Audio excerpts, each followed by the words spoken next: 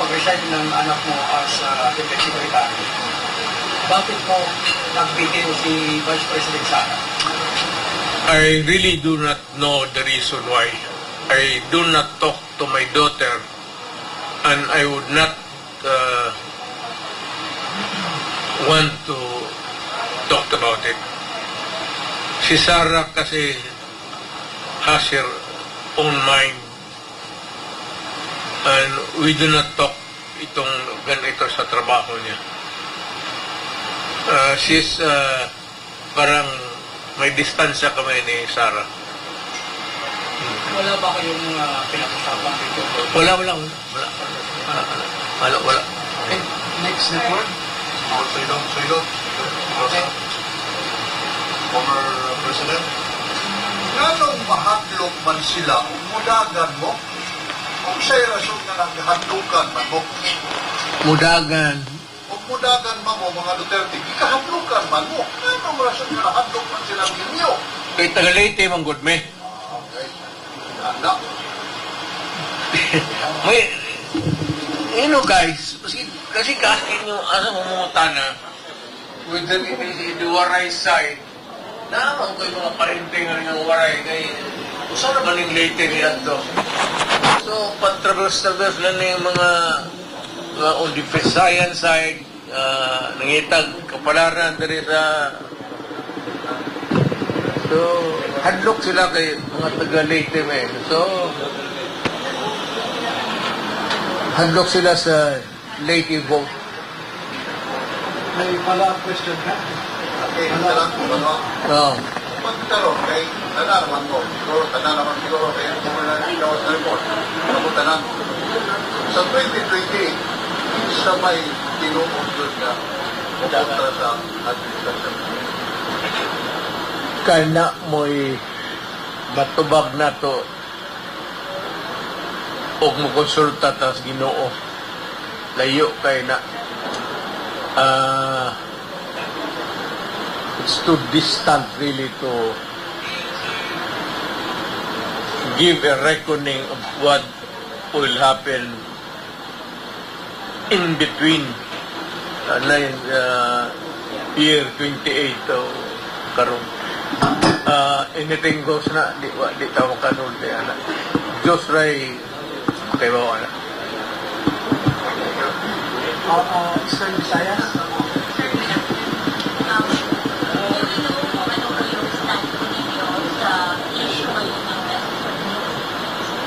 Well, ako talaga as a Filipino, yung contested area, although it is contested between China and tayo, if you ask me, atin talaga yan. So, as a Filipino, I would insist that that part of the West Philippine Sea is atin. Part of the economic zone. Ang territorial waters lang actually historically is 3 miles. Pero yung economic zone is 12.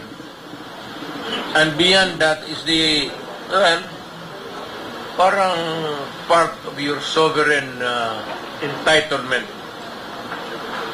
Wala man tayong away sa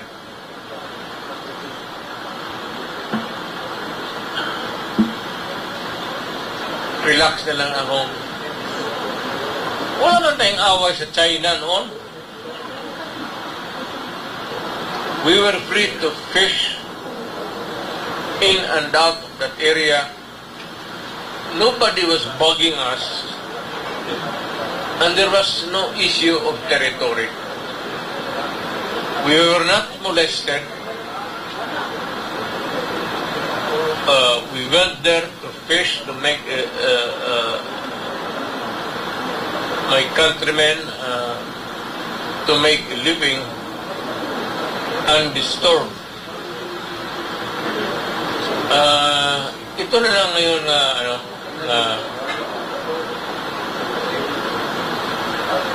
bago itong discard. So, ayun, sinabi po ni Tatay Digong hindi natin kaaway ang China. Nakakapangisda tayo. Libre tayo doon, makapunta doon. Bakit? Ngayon lang daw yan. So, yun. So, palpal dyan si Kwan, Hambangag. So, tuloy-tuloy yung playback natin. Pero alam mo,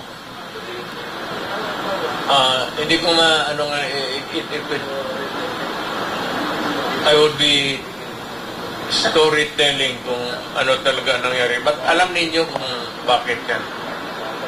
What started the rock was them.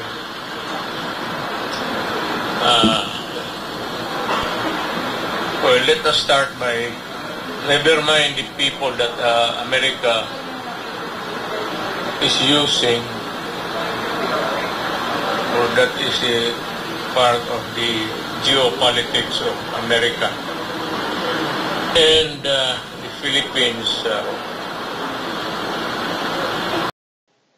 So, tama talaga si Tatay Digong. Ginagamit lang talaga si BBM ng Amerika. Dahil si Tatay, with his sisters niya, di talaga nagpagamit sa mga puti, sa mga Amerikano. Talagang puti itong manggagamit. Mangga din itong mga Amerikano.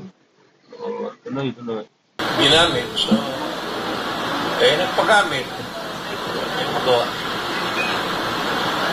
Kanya-kanyang depende sa kung sinong nakaupo. During my time,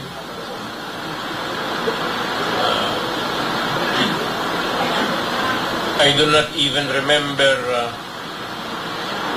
a day of the 6 years that I was president na may kausap akong Amerikano sa Malacanang. I do not even remember receiving the ambassador of America.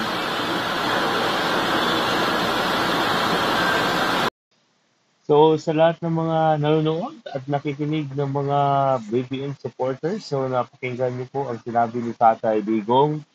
Malaya po tayong nakakapangisda dyan.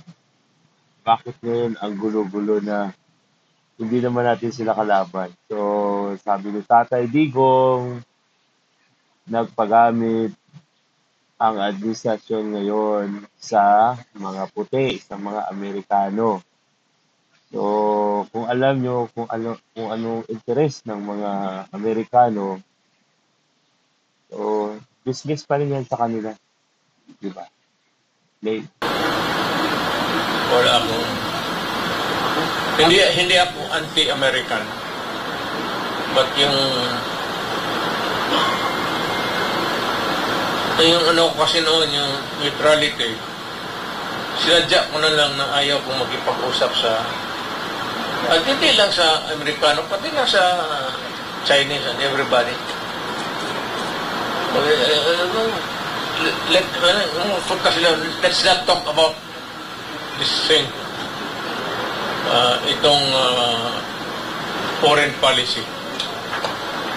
The sole organ kasi, remember na, the sole organ sa ating konstitusyon